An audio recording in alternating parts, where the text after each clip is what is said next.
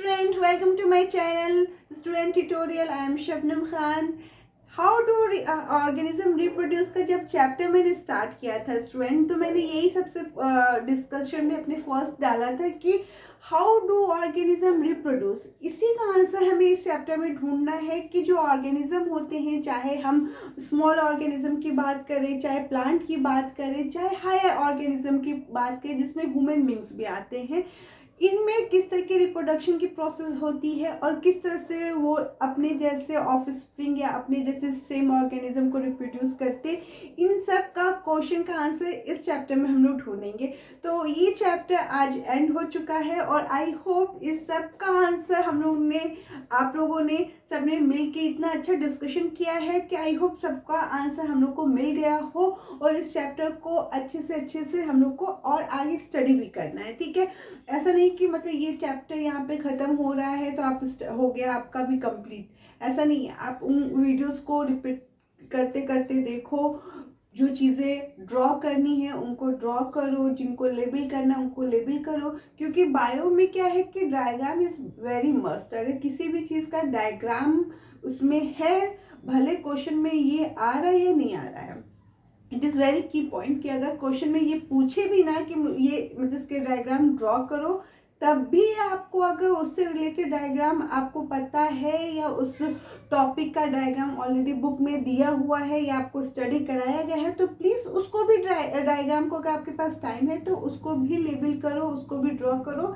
क्योंकि ये सब क्या होता है, फुल मार्क्स गेन करने की ट्रिक होती है। ठीक है, तो हाउ डू ऑर्गेनिज्म रिप्रोड्यूस में हम लोग ने बहुत कुछ पढ़ा, जैसे कि एसेक्सुअल रिप्रोडक्शन के ढेर सारे प्रोसेस पढ़े कि किस तरह से स्मॉल ऑर्गेनिज्म एसेक्सुअली अपना बेबी रिप्रोड्यूस करते हैं जिसमें सिंगल पेरेंट्स इन्वॉल्व होते हैं।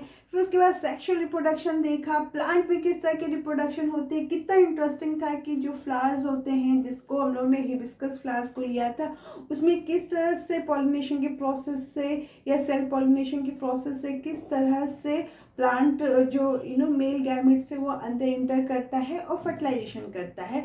तो ये सब बहुत इंटरेस्टिंग चीज़ें हम लोग ने इस चैप्टर में पढ़ी हुई हैं। आज जो मैं लेके आई हूँ वो है कुछ इम्पॉर्टेंट क्वेश्चन, ताकि हम डिस्कस करें और देखें कि हम लोग ने इस चैप्टर को कितनी अच्छे से समझा है, या इस चैप्टर में क्या क्या चीज़ें ऐसी हैं जिसको और समझना या पढ़ना हो सकता है। ठीक है, तो फर्स्ट जो है मैं क्वेश्चन इसमें ले रही हूँ, बहुत इंपॉर्टेंट क्वेश्चन। ये जो सारे क्वेश्चन है ना, वो हर एक एक पार्ट से लिए गए हैं क्वेश्चन। ठीक है, क्योंकि ये चैप्टर बहुत बड़ा था, तो इस चैप्टर के हर एक पार्ट से हमने कुछ कुछ क्वेश्चन लेने का ट्राई किया हुआ है। ठीक है, so let's begin today's videos, which is a very important video for all the student. Okay, first we are taking a first question, which is asexual reproduction does not produce genetic variation. Is it true? I know everyone know the answer कि ये सही है कि जो asexual reproduction है उसमें variation की chances बहुत लेस होते हैं। क्यों लेस होते हैं? जब हम लोग वेरिएशन का टॉपिक जो इस चैप्टर में थोड़ा सा था, जिसको हम लोग ने पढ़ा है, अब जो मैं नेक्स्ट चैप्टर स्टार्ट करूंगी, हेरिडिटी एंड वेरिएशन, इस चैप्टर में भी हम लोग वेरिएशन को पढ़ेंगे। ठीक है, हेरिडिटी एंड इवोल्यूशन में वेरिएशन का भी टॉपिक है, तो उसमें भी हम फिर से पढ़ेंगे और अच्छे से समझेंगे कि वेरिएशन क्यों इम्पोर्टेंट होता है और वेरिएशन किस तरह से हो रहा है। ठीक है, बट इस चैप्टर में भी वेरिएशन का टॉपिक था जो बता रहा था कि वेरिएशन हर जनरेशन में होता है और वो एक टाइम के बाद एक बड़े से चेंजेस का रूप ले लेता है, फॉर्म ले लेता है, जो एक नए स्पीसीज को जन्म देता है, या एक न्यू स्पीसीज की बिगिनिंग होती है, कह सकती हूँ मैं। तो यहाँ पे क्वेश्चन ये राइज हो रहा है कि जो एसेक्सुअल रिप्रोडक्शन होता है, क्या उसमें वेरिएशन के चांसेस होते हैं? चांसेस होते हैं बट वेरी लेस चांसेस होते हैं, क्योंकि यहाँ पे सिर्फ और सिर्फ only one parents are involve in the formation, in the fertilization, in the reproduction. ठीक है, तो यहाँ पे सिर्फ एक पेरेंट्स इन्वॉल्व होता है। जब हम लोग सेक्सुअल रिप्रोडक्शन की बात करते हैं तो वहाँ पे दो पेरेंट्स इन्वॉल्व होते हैं। ठीक है, दो पेरेंट्स जो डिफरेंट कैरेक्टर्स के होते हैं, जिनके habits, behaviour, look, personality, each and everything is very different to each other, nature वगैरह सब कुछ एक दूसरे से डिफरेंट होता है। उनके जब जीन्स एक दूसरे से फर्टिलाइज करते हैं, उनके जब गैमेट्स एक दूसरे से फर्टिलाइजेशन करते हैं, उनके जो 50-50 कैरेक्टर्स 50-50 उनके जो डीएनए आके एक दूसरे से क्रोमोसोम जो आके फर्टिलाइज करते हैं, तो वहाँ पे क्या होता है, जो दो डिफरेंट ऑर्गेनिज्म हैं उनका इन्वॉल्वमेंट होकर एक नया स्पीसीज बन रहा है।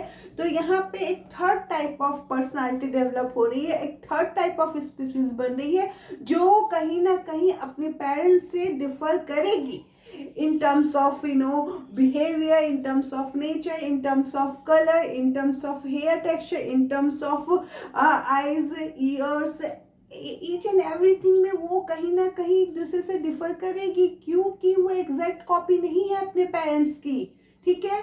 बट अगर हम when we are talking about the asexual reproductions, here the chances of variation, chances of difference from their parents is very very low, क्योंकि here only one parent is involved in the reproduction। यहाँ पे asexual reproduction में हम लोगों ने बहुत से reproduction पढ़े थे, जैसे कि हम लोगों ने फिजन पढ़ा था जिसमें binary fission, multiple fission, fragmentation, regenerations, budding, ये सारे जो एसेक्सुअल रिप्रोडक्शन, वेजिटेटिव प्रोपोगेशन, ये सब कुछ एसेक्सुअल रिप्रोडक्शन के प्रोसेसेस पढ़े थे। उसमें हम लोगों ने देखा था कि एक ही पेरेंट्स इन्वॉल्व था, उसी की बॉडी ब्रेक हो रही थी या उसी की बॉडी से एक बर्ड्स निकल रही थी जो कट होके एक नया ऑर्गेनिज्म में डेवलप हो रही थी, बट वो पूरी की पूरी कॉपी थी अपने पेरेंट्स की, ठीक है, अपने पेरेंट्स की ही सेम कॉपी थी। इसीलिए वहाँ पे वेरिएशन के चांसेस बहुत ज़्यादा लो होते हैं। वो वेरिएशन होगा बट उनमें बहुत ज़्यादा टाइम लग जाएगा एक नए स्पीसीज को आने में। बट अगर we are talking about the sexual reproductions, here the chances of variation is very high. यहाँ पे हर एक रिप्रोडक्शन में, हर एक जनरेशन में कुछ ना कुछ चेंजेस दिखते हैं, विजिबल होते हैं। वो चेंजेस चाहे जितनी भी लेस हो, but after 1 to second to third generation वो चेंजेस बहुत ज़्यादा अलग हो जाते हैं, बहुत ज़्यादा विजिबल हो जाते हैं, जिससे जो ऑर्गेनिज्म होते हैं, जो उनकी स्पीसीज होती है, वो बहुत ही डिफरेंट दिखने लगती है अपने पेरेंट्स से, ठीक है। तो यहाँ पे क्या है कि asexual reproduction does not produce genetic variation, is it true? Yes, is it true, because यहाँ पे वेरिएशन के चांसेस इतने ज़्यादा लो होते हैं कि निग्जिबल हो जाते हैं, उनको हम ध्यान नहीं दे पाते हैं या वो इतने हम काउंट नहीं कर पाते हैं। अगर वो बहुत 1000 ईयर्स के बाद अगर कुछ वेरिएशन दिखता है तो डजेंट मैटर, उसमें कुछ ज़्यादा नया कुछ मतलब इतना नहीं रहेगा, क्योंकि हम ही नहीं रहेंगे देखने के लिए। तो यहाँ पे चांसेस जो होते हैं वेरिएशन के बहुत ज़्यादा कम होते हैं, जो बहुत निग्जिबल रहते हैं, उनको देखने मतलब उनको हम काउंट ही नहीं कर पाते हैं। बट सेक्सुअल रिप्रोडक्शन में हमें बहुत जल्दी वेरिएशन देखने को मिल जाता है। तो ये है हमारा फर्स्ट क्वेश्चन का आंसर। मैं लिख के आंसर नहीं दूंगी, क्योंकि अब आप इतने बड़े हो गए हो कि अगर मैं डिस्कस कर रही हूँ, दैट इज़ वेरी इंपॉर्टेंट कि आपको समझ में आ जाए। अभी तो आप इतने बड़े हो गए कि आपको खुद से भी लिखना आ रहा होगा कि अगर मैंने समझा दिया है तो आपको अगर समझ में आ गया तो आप उसको किस तरह से कॉपी कर सको, किस तरह से उसको राइट डाउन कर सको अपनी नोट्स बुक में, ठीक है। Now come to the second question, why there is no menstruations before puberty, after the menopause and during pregnancy? देखो कितना इंपॉर्टेंट क्वेश्चन है ये, कि यहाँ पे तीन टर्म्स, तीन डिफरेंट टाइप या तीन डिफरेंट टाइम्स जो होते हैं फीमेल के लाइफ में, उनको डिस्क्राइब करने के लिए बोला गया है कि ऐसा इन तीनों टाइम में मेंस्ट्रुएशन क्यों नहीं होता है। बिफोर प्यूबर्टी फर्स्ट पूछा गया है, सेकेंड जो होता है मेनोपॉज, आफ्टर मेनोपॉज नहीं होता है, थर्ड जो होता है ड्यूरिंग प्रेगनेंसी। इन तीनों ही कंडीशन में मेंस्ट्रुएशन क्यों नहीं होता है, that is a question here कि why there is no menstruations during before puberty, after menopause and during the pregnancy. देखो फर्स्ट हम लेंगे, फर्स्ट क्या लेंगे हम लोग, बिफोर प्यूबर्टी लेंगे, ठीक है। अब मैंने आपको जब पढ़ाया था तो हमने बताया था कि एक सर्टेन एज होती है गर्ल्स चाइल्ड में, जिस एज के बाद से प्यूबर्टी स्टार्ट होती है। वो 11 to 13 हो सकती है, 11 to 14 हो सकती है, वो वेरी करती है क्योंकि हर पर्सन की पर्सनालिटी और बॉडी स्ट्रक्चर अलग होता है, ठीक है। प्यूबर्टी से पहले क्यों नहीं होता है, ओवम तो उसकी बॉडी में ऑलरेडी बाय बर्थ ही मिला हुआ है, बट जो हार्मोन्स होते हैं वो प्यूबर्टी में के टाइम ही प्रोड्यूस होते हैं बॉडी में। उससे पहले हार्मोन्स नहीं होता है बॉडी में, ऐसे कोई प्यूबर्टी वाले हार्मोन्स जो होते हैं, प्रोजेस्टेरॉन, ये सारे जो हार्मोन्स होते हैं वो डेवलप नहीं होते, वो निकलते नहीं है बॉडी से। जब प्यूबर्टी की एज आती है तो हार्मोन्स जो होते हैं उस बच्चे के या उस लड़का या लड़की की बॉडी से सिक्रीट होने लगते हैं, उनके ब्लड में जाते हैं, ब्लड से उनकी पूरी बॉडी में जाते हैं, जिससे सेक्सुअल कैरेक्टर्स उनके विजिबल होने लगते हैं। मैंने ये बताया था ना कि एस्ट्रोजन और प्रोजेस्टेरॉन दो जो होते हैं फीमेल में पाए जाते हैं और टेस्टोस्टेरोन जो होते हैं मेल में पाए जाते हैं। ये हार्मोन्स प्यूबर्टी के टाइम ही बनते हैं, प्यूबर्टी के टाइम ही सिक्रीट होते हैं, ब्लड में जाते हैं, ब्लड में जाके पूरी बॉडी में सर्कुलेट होते हैं, जिससे जहाँ जहाँ सेकेंडरी कैरेक्टर्स डेवलप होने चाहिए वहाँ वहाँ वो सेकेंडरी कैरेक्टर डेवलप्स होते हैं। तो ये हार्मोन्स होते हैं बिफोर प्यूबर्टी नहीं सिक्रीट होते हैं। तो प्यूबर्टी जब एक स्टेज पे बच्चा का ग्रोथ हो जाती है तो वहाँ से उसकी प्यूबर्टी स्टार्ट होती है, हार्मोन्स का फॉर्मेशन जो होता है वो स्टार्ट होता है, तो मैच्योरेशन जो होता है वो वहीं से स्टार्ट होता है। इसलिए बिफोर प्यूबर्टी नहीं होता है क्योंकि हार्मोन्स का फॉर्मेशन नहीं हुआ रहता है। ठीक है, फर्स्ट आंसर हो गया। सेकेंड होता है मेनोपॉज आफ्टर मेनोपॉज। मेनोपॉज जो होता है एक एज होती है जहाँ पे मेंस्ट्रुएशन का जो प्रोसेस होता है वो एंड हो जाता है, ये ख़त्म हो जाता है। ये एक एज होती है 50 से 55 के बीच में। ये क्योंकि ऐसा ड्यूरेशन लिया जाता है क्योंकि हर पर्सन का अपना अलग बॉडी स्ट्रक्चर है। तो 50 से 55 की जो एज होती है वो इस एज में प्यूबर्टी का जो मेंस्ट्रुएशन का जो टाइम होता है वो ख़त्म हो जाता है। प्यूबर्टी नहीं, मेंस्ट्रुएशन का जो टाइम होता है वो ख़त्म हो जाता है क्योंकि अब जो फर्टिलिटी है वुमेन की वो ड्रॉप हो गई, ख़त्म हो गई। अब वो बच्चा पैदा नहीं कर सकती, उसका जो मेंस्ट्रुएशन होता है वहीं पे स्टॉप हो जाता है इस एज पे, जिसको मेनोपॉज कहते हैं। ये मैंने पढ़ाया है इस चैप्टर में।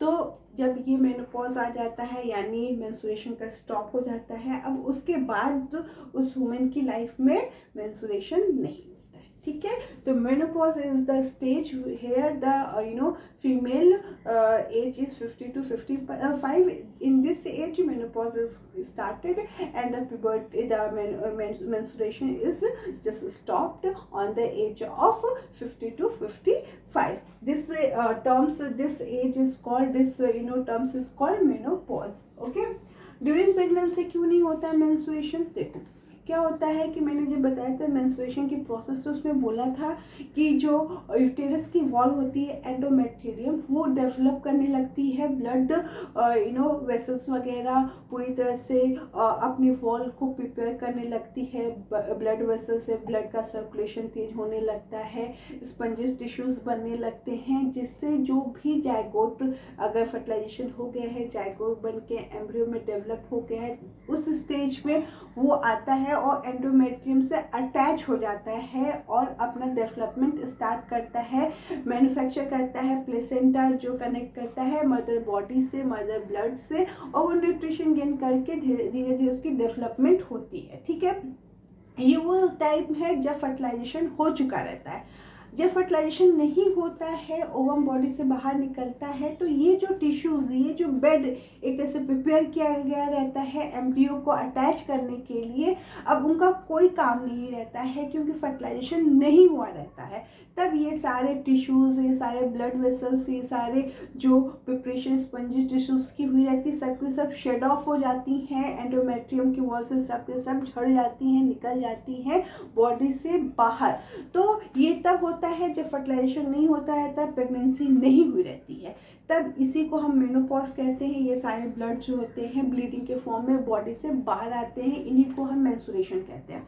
बट अगर वो औरत, वो वुमेन जो है वो अगर प्रेग्नेंट हो गई है यानी प्रेगनेंसी हो गई है, तो एम्ब्रियो आके इसी बेड से, इसी स्पंजिस टिश्यू से आके ऐसे अटैच हो जाएगा, यहाँ पे ब्लड का सप्लाई ज़्यादा होगा, टिश्यूज बने रहेंगे। अब ये जो बना हुआ ऑलरेडी प्रिपेयर है एंडोमेट्रियम की वॉल में, ये शेड ऑफ नहीं होगा क्योंकि अब एम्ब्रियो तो बन गया है, फर्टिलाइजेशन हो चुका है, एम्ब्रियो आके इससे ज्वाइंट हो गया, प्लेसेंटा का फॉर्मेशन हो गया है। तो इसका मतलब इस जो पूरा स्ट्रक्चर बन रहा था एम्ब्रियो को अटैच करने के लिए, उसका वर्क है, यहाँ पे इसकी ज़रूरत है, इसलिए वो शेड ऑफ नहीं हुआ है क्योंकि फर्टिलाइजेशन हो गया है, तो प्रेगनेंसी हो गई है, यानी वो औरत प्रेग्नेंट हो गई है, तो यहाँ पे मेंस्ट्रुएशन स्टॉप हो जाएगा, क्योंकि गिर तो वही रहा है ना, ब्लड जो ब्लीडिंग के फॉर्म में गिर रहा है वो वही गिर रहा है जो एंडोमेट्रियम में पूरा बना हुआ है, ठीक है।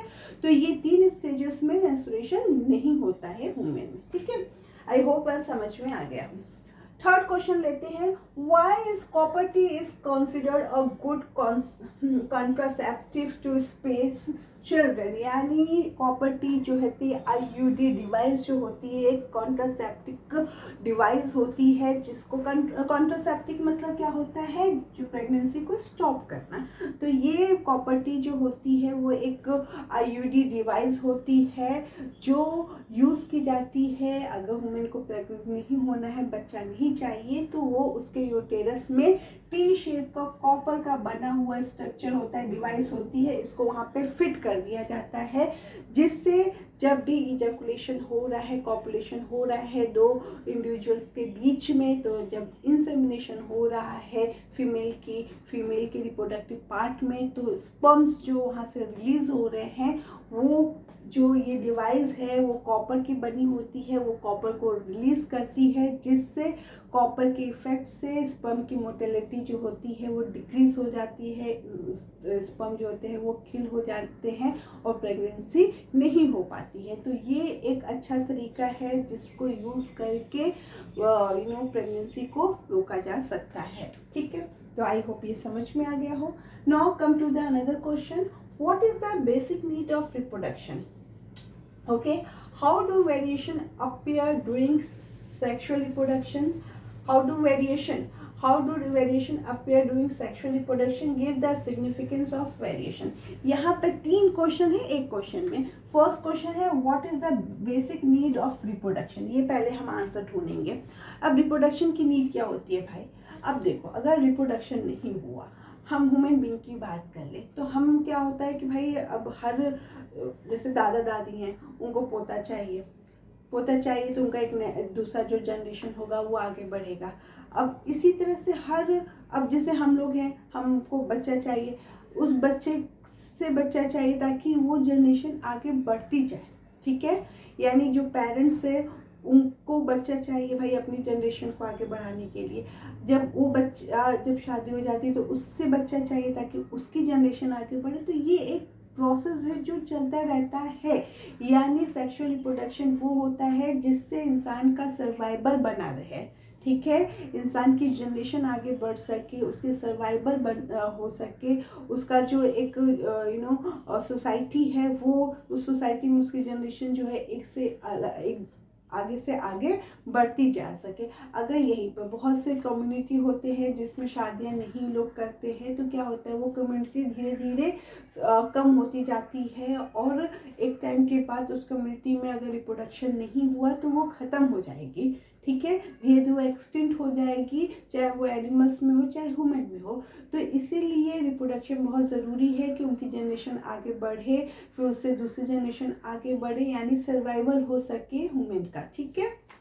Now come to the another question, how do variations appear during sexual reproduction? First question में मैंने ये चीज़ बताया था कि सेक्सुअल रिप्रोडक्शन में वेरिएशन कैसे दिखता है, क्योंकि हम यहाँ पे 2 इंडिविजुअल की मैटिंग करवा रहे हैं, एक मेल की, ठीक है, और एक फीमेल की मैटिंग करा रही है। 2 अलग अलग इंडिविजुअल है, ठीक है, और दोनों के कैरेक्टर और उनके बिहेवियर, उनका नेचर, उनका पर्सनालिटी हर कुछ डिफरेंट है।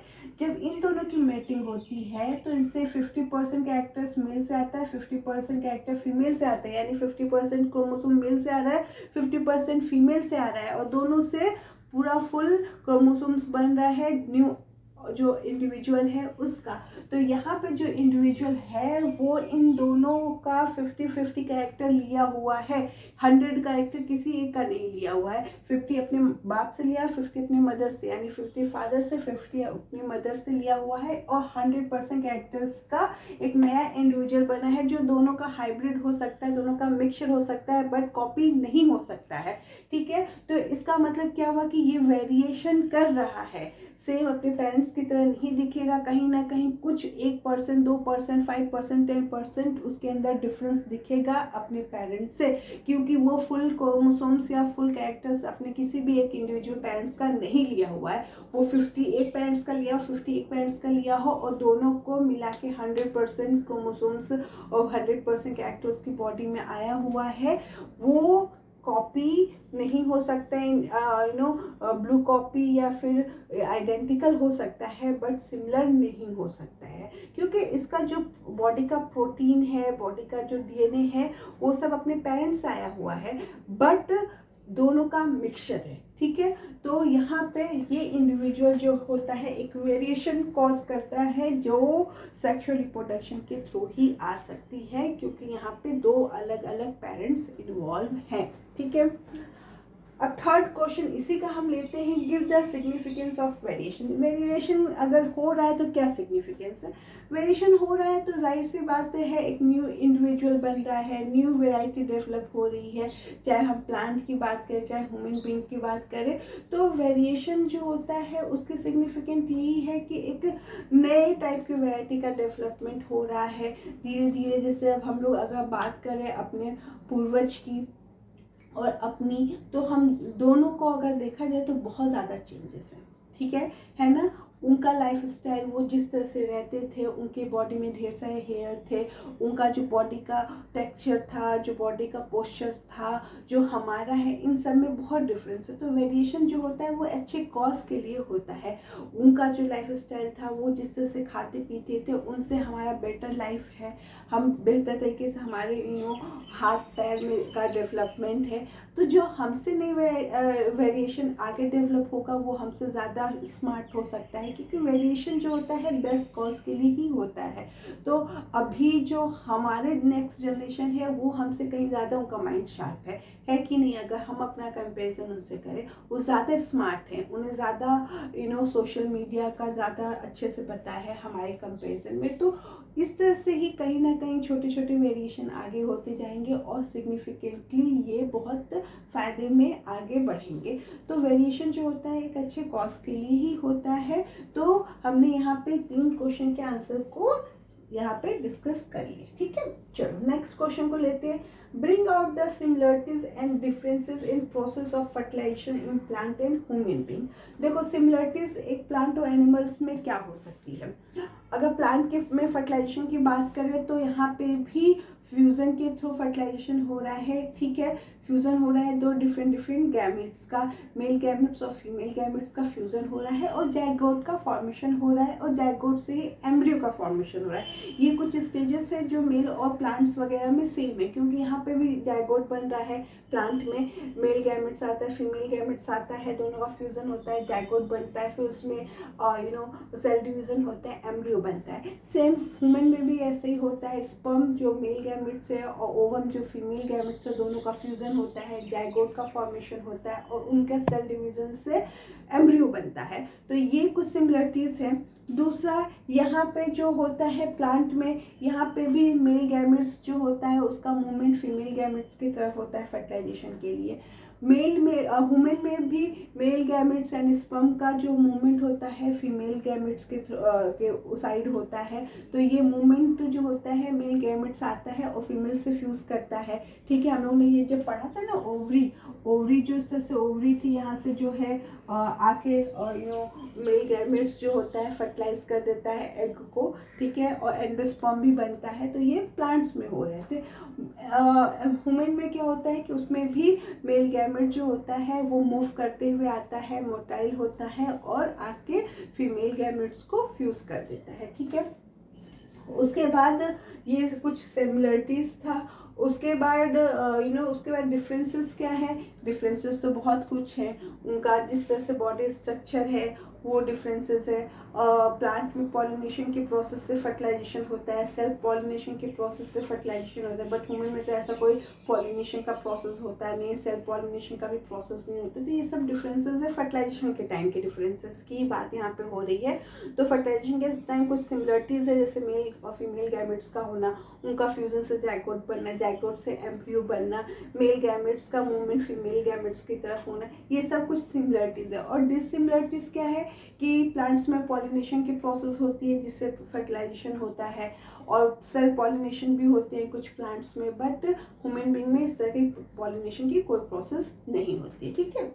Now come to the another question, how does a growing embryo get nutrition from the mother blood. यानी जब एम्ब्रियो, हम बात कर रहे हैं ह्यूमन बॉडी की, ठीक है, यहाँ पे बात हो रही है ह्यूमन बॉडी की।